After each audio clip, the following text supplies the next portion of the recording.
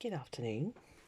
I've got, I hope it's going to be quite a quick demo for you, how to make these basically. I don't know what to call them, but you get your two journaling cards popping out like this. So I think, I don't know, what should we call them? Journal card stacks or something? Don't know. Anyway, I'm going to show you how to make them. They're dead easy. Well, when I had my shop, I did a course with cars.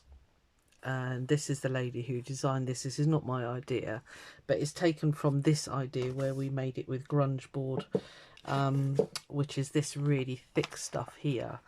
It'd be far too heavy for our journals, so I've just been messing around and I've sort of converted it into a card version. So yeah, I'm not claiming it's my idea. This lady designed it, but this is about 20 years ago I did this.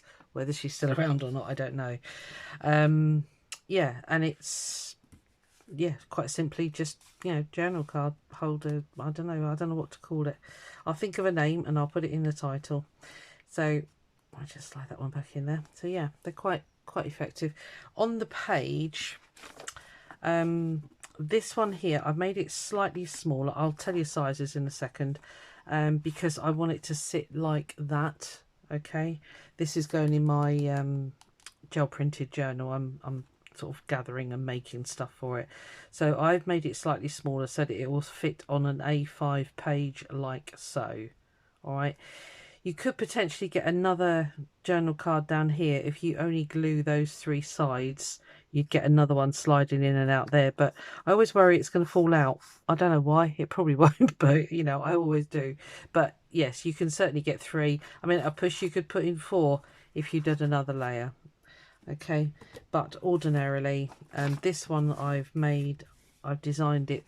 I don't like putting things towards the spine. I like them pulling away. So this one I've designed to go on a page that opens that way, basically. But this will be a separate journal. I'm going to do a sewing one because I've got the lovely Stamperia paper. So yeah, so that's that. And obviously I've just backed it with lace and yeah, just making it pretty. Okay, I'm hoping this is all going to make sense.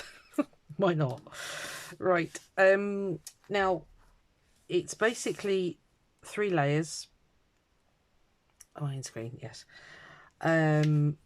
Your bottom 2 layers can be scrap card. Okay, you really don't see them. I have thought about putting in thumb notches, but the trouble is the one that's on the bottom, you won't see the thumb notch. It all just got a bit too complicated, so I've just left it that I've put tabs on mine, and that, that is the way the original one was done. So the 2 bottom pieces can be scrap card, and then your top piece, I'm doing another one for my gel printed journal, which won't go that way. It'll be a square. It'll be square on like that. Okay. So here, I'll leave it there so you can have a quick look. It's 3 pieces of cardstock, 4 inches square, because that is this size here. Make them whatever size you want. It's up to you. You'd have to adjust the size of your journaling cards if you change the 4-inch square. I've got 2 tab tops. I've got the tab punch. Okay, so I'm going to do my tabs with that, which I haven't done actually. Naughty. All right. Then you need 2 pieces, 3 3/4 high by 3.5 inches wide. They're all inches. Sorry, I didn't put the. That's for your 2 journaling cards to go in. If you're going to do a 3rd layer, obviously you'd need a 3rd one. So if you're not going to stick it flat onto your page, you can sneak in another one underneath there. You then need 4 pieces of cardstock. Now, don't make these too thin. This is Amazon packaging, because these form the spacers, okay, for the journaling cards to be able to slip in. I've just got away with 1 layer, but it is the Amazon packaging, which I would imagine is about a 300 GSM paper, card rather. So I've cut them roughly 1/4 of an inch. You need 2 that are 4 inches. Not that one, obviously. So you need 2 that are 4 inches. It's hard to tell. Let me put that down a minute. Right, 2 that are 4 inches, and then you need 1 which is 3.5, and that you might need to do a bit of jiggery pokery, but that is just going to fit in there like that. Okay, and this is all we're going to do. It's so simple. It's just scary. So what I tend to do is make the two bits up first of all. The two, I don't know, holders, I guess we could call them. All right, make those. So let's do it. Let's do it. Not talk about it, Susan. I don't know what's going on with the weather. It's sunshine and showers here today, so I'm sorry about the lighting. I have got the daylight light on, but it's come over very grey all of a sudden. So right, you just need to hold those for a minute. It's quite a thick card, that Amazon card. Yeah, and you should be able to get quite a decent thickness of journaling card in then. But yeah, use up your scrap cards, okay? Just these pieces, you know, they can be any old scrap. You really don't see them when we're finished doing what we're doing. Okay.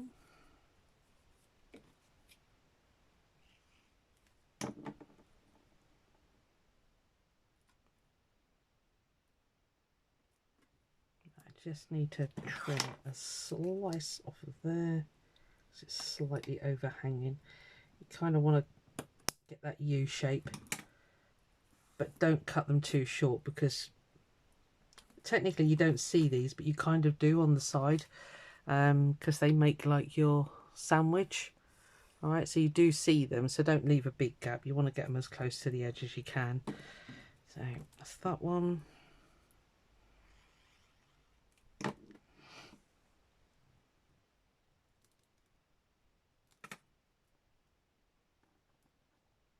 I'm just using art glitter glue, and this was a scrap of 12 by 12 paper, which I didn't particularly like, I'll be honest with you, so I thought you will be perfect. Come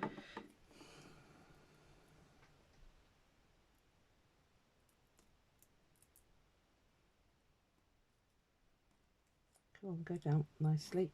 It's hard to not get your head in the way.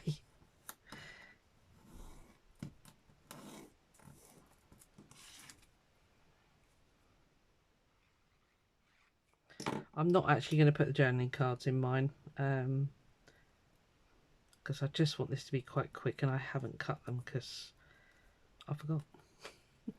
Simple as, really. Right, so yeah, they're not overhanging, so that's good.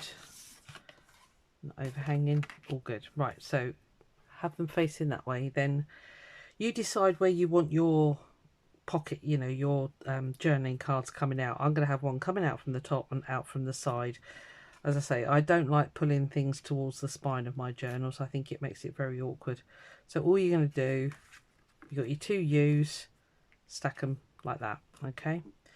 So the easy way to, I need to refill my bottle.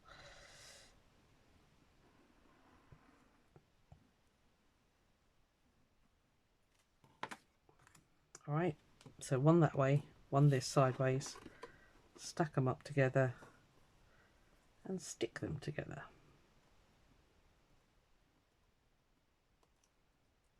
If you're slightly out with your cutting, don't panic, okay? You can ink these. I might just slice that off, actually, it is a bit over.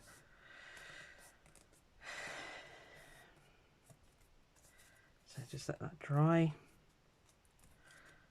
Actually, I think I'll get away with inking that. Actually, it's a bit over there. Let me just chop that back. It's like a gnat's breath, you know.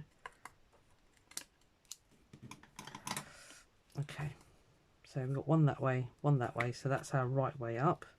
Okay, if you've got directional paper, think about how you're going to lay it, especially if you're going to do it on the diagonal. You will have to play around getting your diagonal cut properly.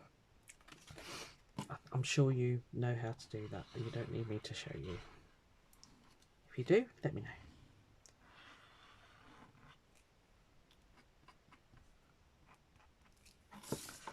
Okay, so top layer, and this is it, it's done.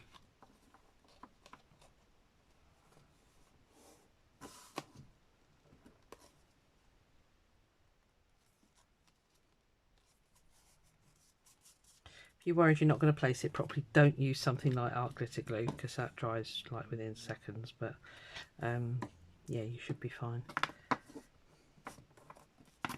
Okay, we'll give that a good squish, just to make sure it's nice and squished.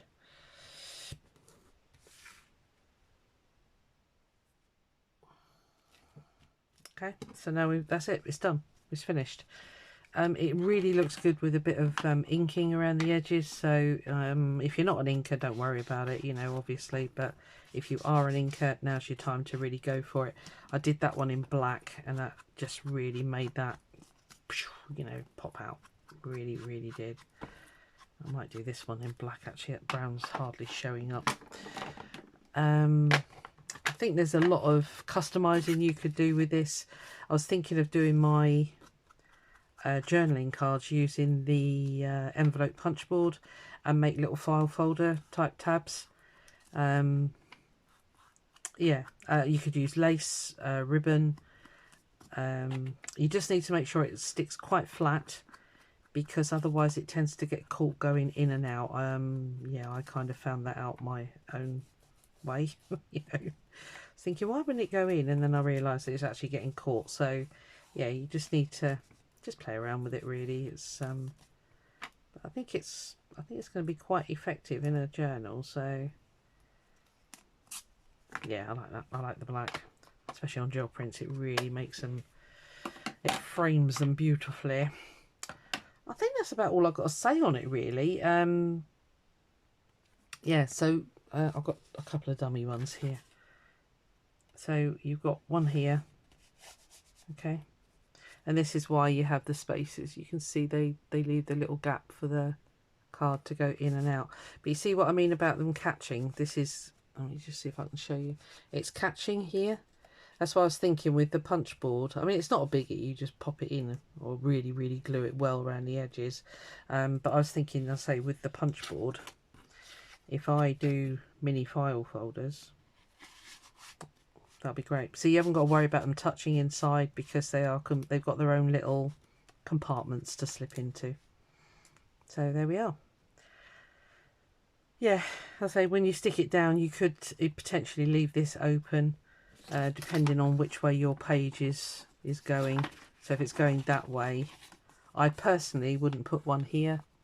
I wouldn't have it coming this way into the spine. If you can do another one, do it there. But you wouldn't need to stack another layer, because you would just stick 1, 2, 3 sides, and then that would be your space for your journaling card. So you could do that technically, but so I always worry they're going to fall out. They probably won't, but I do.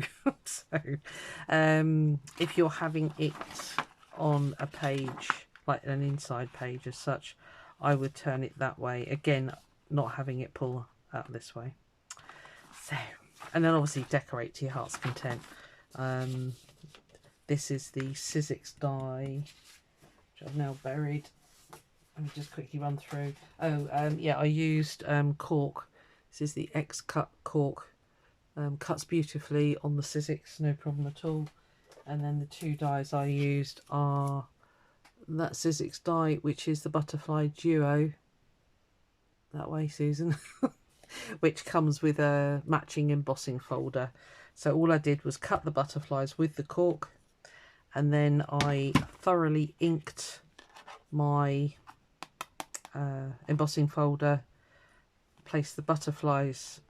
Actually, I did it that way round. I used this is the sticky out bit, that's the going in bit. I never remember which way around it is. That would deboss, yeah, so that would push it in. So I inked up the embossing side because it gave you all the bits. I didn't try the other way. I suppose it might fill it in even more for you, but anyway, doesn't matter. So I just rubbed my ink pad over it, put the butterflies in, lined them up, put them back through the Sizzix, and that done that.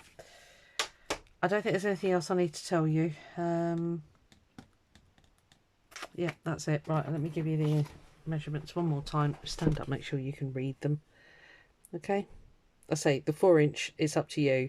If you don't do a 4-inch, you need to adapt the size of your journaling cards and obviously the length of your bits of cardstock which make the spaces. There we are. I'll think of a name for it. I don't know. Did she have a name? Grunge board book, you see. Yeah, it's not. That's not going to do. I'll think of a name and I'll post this video. All right. Thanks very much. See you on the next one. Bye.